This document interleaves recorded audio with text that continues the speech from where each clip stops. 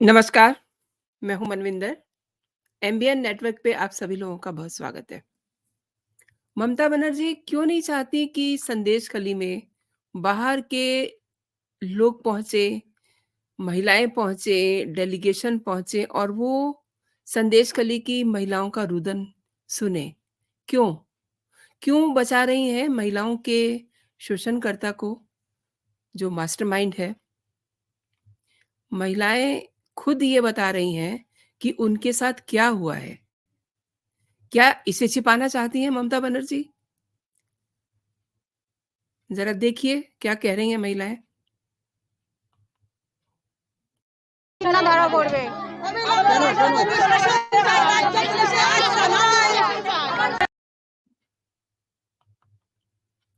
महिलाएँ खुद कह रही हैं कि हमारे साथ ज़्यादती हुई है।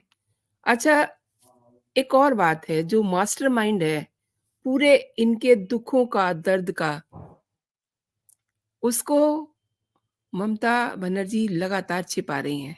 हाई कोर्ट ने संदेश खाली हिंसा में मास्टरमाइंड टीएमसी नेता, जो पूरे इन महिलाओं के दर्द की वजह है, शाहजहान शेख, उसको सरेंडर करने को कहा है और ये 20 फरवरी को कहा गया था। अच्छा, आप ये भी देखिए कि कोर्ट ने किस तरीके से कहा है।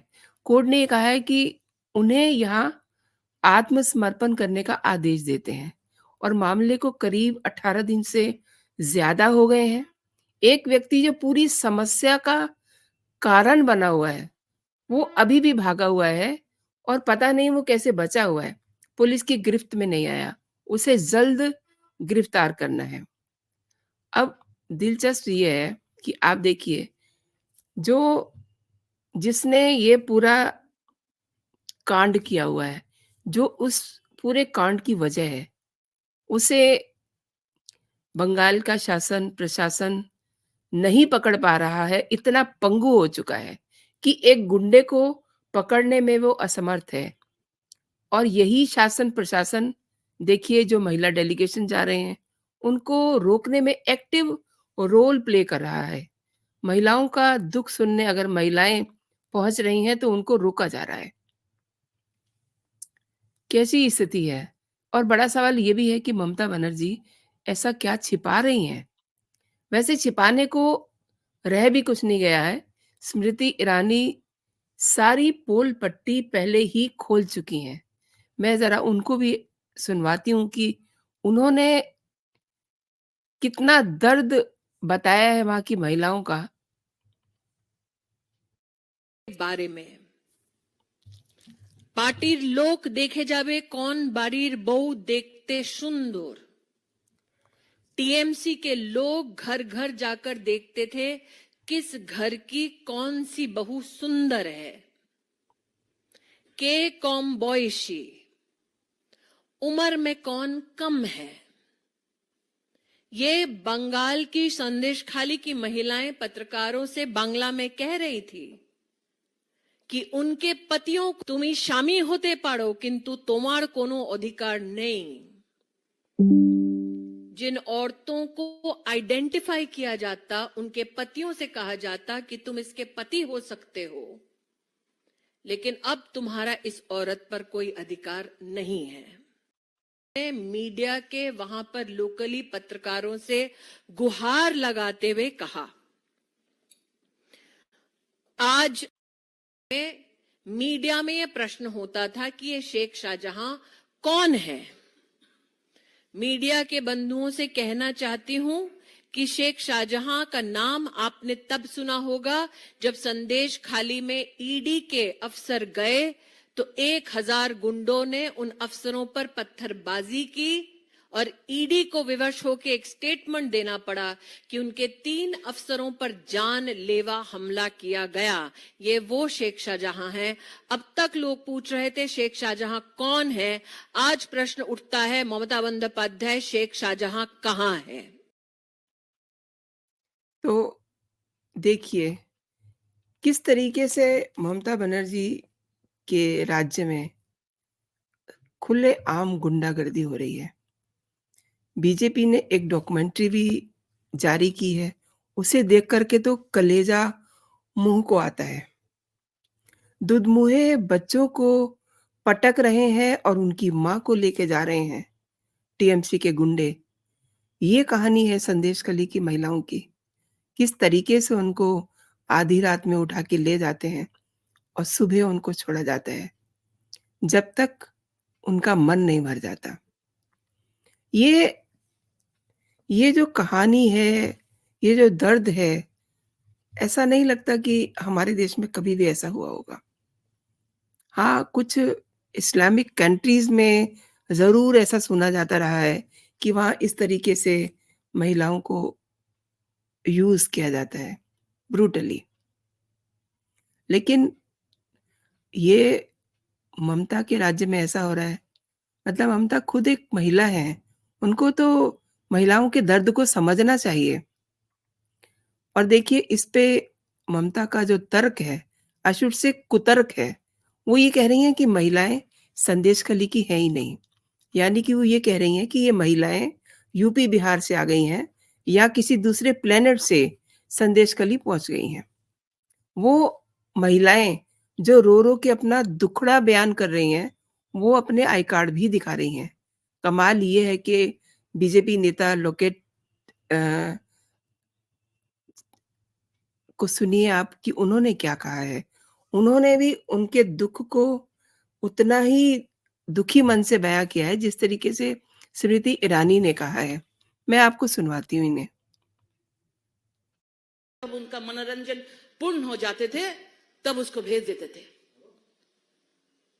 उसका जमीन ले लेते थे, उसका जॉब कार्ड ले लिया, उसका जमीन अगर नहीं देते थे, उसमें सॉल्ट वाटर घुसा दिया, वो खेती नहीं कर पाए। उसके पास कुछ उपाय नहीं है, उसका आधार कार्ड, उसका जॉब कार्ड, सब कुछ ये लोग ले लेते थे। और महिला लोग अगर पुलिस के सामने जाके कंप्लेन के लिए जाते थे, बोलते थे शेख शाहजहां जो है, उसका जो गैंग है, उसके तृणमूल का पार्टी ऑफिस हो गया है। पुलिस के सामने ये सब होते थे। और ममता बनर्जी सिर्फ 30% पॉलिटिक्स, 30% वोट के लिए खोज खोज के हिंदू महिला को उठाते थे, हिंदू महिला को सम्मान बर्बाद करते थे। और कुछ नहीं, अभी तक एक भी उन्होंने स्टेटमेंट नहीं दिया। उन्होंने शेख शाहजहां अभी तक एब्सकॉन्डिंग है।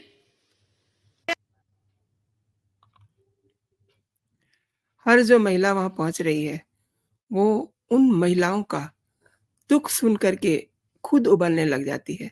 अब आप देखिए कि लॉकेट चटर्जी ने किस तरीके से वहाँ का बयान किया है। ये सब सुन कर के वो अपने डेलीगेशन के साथ वहाँ 23 फरवरी यानी कि शुक्रवार को पहुँची। लेकिन उनके साथ पुलिस ने इतनी बदज़ुबानी की, उनको वहाँ जाने नहीं दिया गया, उनको हिरासत में ले लिया। इस समय वो पुलिस की हिरासत में हैं।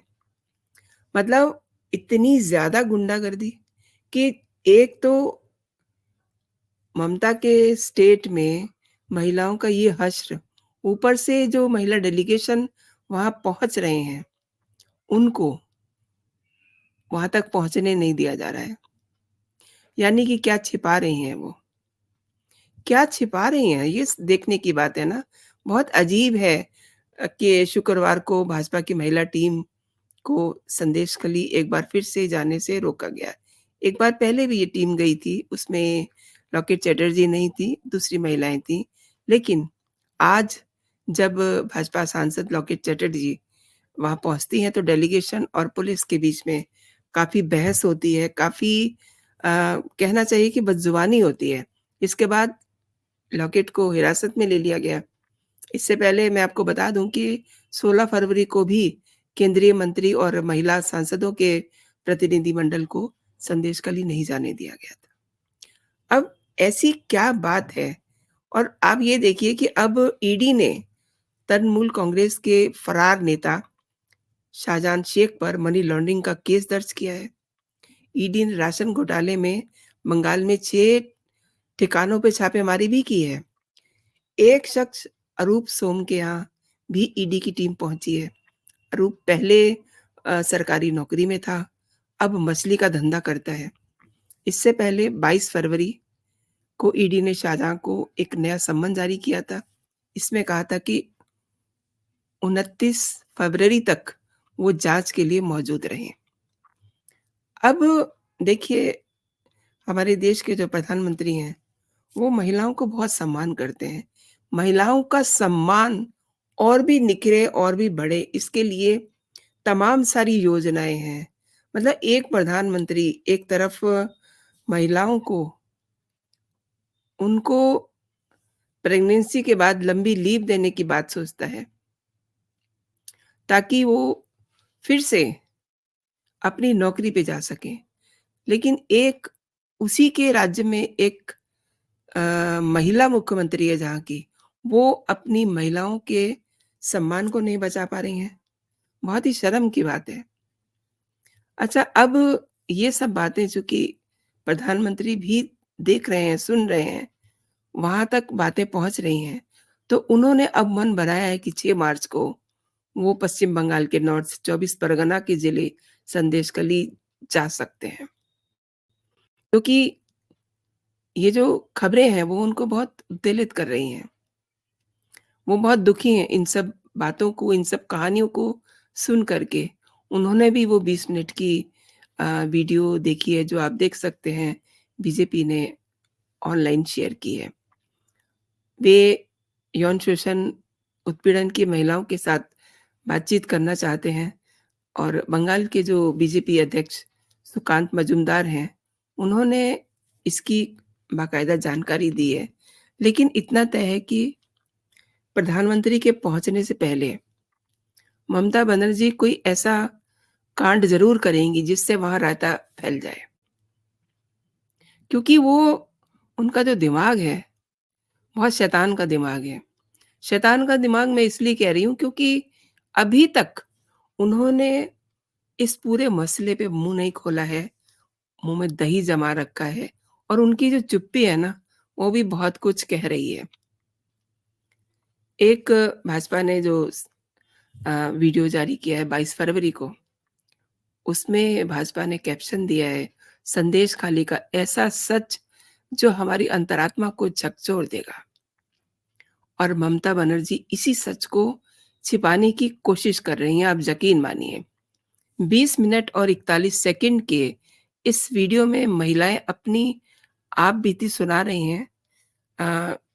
देखिए, मैं चूँकि बांग्ला भाषा बहुत अच्छा से समझती हूँ, वो बांग्ला भाषा में ही बोल रही हैं और उनका उनका दुःख सुन कर के जहाँ सिर शर्म से झुकता है, वहीं बहुत गुस्सा भी आता है और उनका दर्द ऐसे लगता है कि यहाँ आकर के लग रहा हो। लेकिन ममता इस दर्द को क्यों नहीं समझ पा रही हैं? ये भी समझ से परे की बात है। एक महिला इसी वीडियो में ये दावा कर रही हैं कि टीएमसी नेता शिव प्रसाद हाजरा, यानी कि शिबू हाजरा जिसे कहा जाता है, उन्हें घर से उठा के ले जाता है और जो तमाम सुंदर महिलाएँ हैं, उनको साथ ले जाते हैं।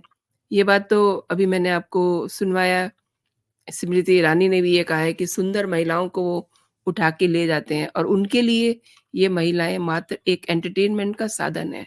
तो यू कैन अंडरस्टैंड कि what is the entertainment behind this. महिला ये भी कह रही है कि लोग रात के 2 बजे आते हैं और कहते हैं कि दादा बुला रहे हैं। उनका आदेश मतलब जैसे भगवान ने आदेश दिया हो और वो रात के 2 बजे अपने बच्चे को छोड़ कर के चली जाती है और 5 बजे सुबह आती है, दुकान चलाती है। अगर उनके बुलावे पे नहीं जाती है, तो उसकी दुकान तोड़ दी जाती है। ये एक औरत की कहानी नहीं है, ऐसी कई कहानियाँ अब वहाँ कोई भी जाकर के सुन सकता है, लेकिन ममता उनको वहाँ तक जाने नहीं दे रही हैं। हालात ये हैं कि वहाँ की महिलाएँ अब ये कह रही हैं कि यहाँ पे राष्ट्रपति शासन लगाइए। मतलब जो महिलाएँ अनजान हैं, जो महिलाएँ कोई राजनीति नहीं जानती हैं, वो ये कह रही हैं। तो आप समझ लीजिए कि मतलब अंदर से उनके ऊपर क्या गुज़री होगी। कितना धारा पड़বে